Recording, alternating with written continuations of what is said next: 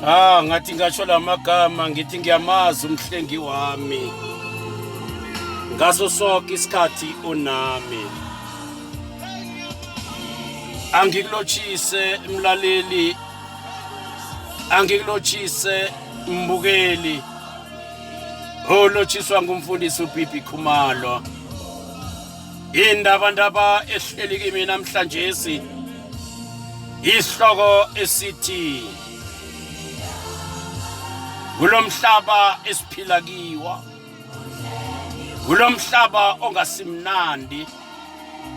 Kulomhlaba esingene emtchadweni. Kwalahleka inkonzo yokuthembana. Ngizobawa ngamabomu sikhambe siye eBhayibhelini. Siyofunda umhlolo kaMateyu indima ngiyaka 22. Sifunde ngamabomu indinyana ka12. Matthew chapter 22 verse 12. Kunomntana othi mngani ungene njani ungenayo ingubo yomtchado na?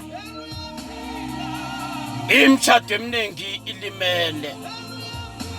Imtchado eminingi izele ngamasasamba. Imtchado eminingi kulahleka ukuthembeka. Imtchado eminingi kuyabulalwana. Ungene njani ungenayo ingubo yomtchado na? Ngilethani kulomlayezo na? Ungangeni emtchadweni. Ubonile amambani iphila kamnandi. Ubonile amambani ikhamba ngenkoloyi. Ubonile amambani isebenza umsebenzi omuhle. Ungangeneli into emtchadweni. Ngena ngombana uyamthanda. Kunamazwi eBhayibhelini isihlabeleli sesihlabeleli. Chapter 3 verse 1 to 3. Ngamthola othandwa ihliziyo yami. Ungasala uyicedelela le verse. Ngombana nongena emtchadweni. Kufanele wazi imraphi yomtchado. Wazi kobanyana umshado uthi ukuthini. Hayi lezinto ezenzeka namhlanje hayi lezinto ezingena ngokuthi net umuntu udume khulu uyaziwa iphasi lonke ungene. Ngena emtchadweni wenze lenkonzo ebizwa kobanyana inkonzo yokwalulekwa ngezemtchado, icounseling. Ngaphambi kobanyana ungene emtchadweni. Awuboni imtchado eminingi ilimele kangaka. Njenga nje nilele embedeni nihlukanisene ngomsamayelo. Njenga nje nikhona ngendlini nomunye uphethe ifoni nomunye uphethe ifoni anikhulumisane. Kodwana nengena umuntu nihleka kuvele lomhlathi ungazi ngathi ayikho into ekhona. Sasa nemasondweni inkonzo yokulibalelana anayo.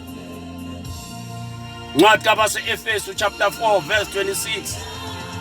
Yethi malingathingi ilanga usakwatile. Ngiyathemba wena sekunyanga ninyaka zimveke awukhulumisi. Uyokuletha buphi ufakazi esondweni na? Asiyekeleni ukudlala ngozimu. Ngikho into zethu zingarageli phambili nje. Sidlala ngozimu. Asinamaqiniso. Izakha 23 verse 23. Yethi thenga iqiniso.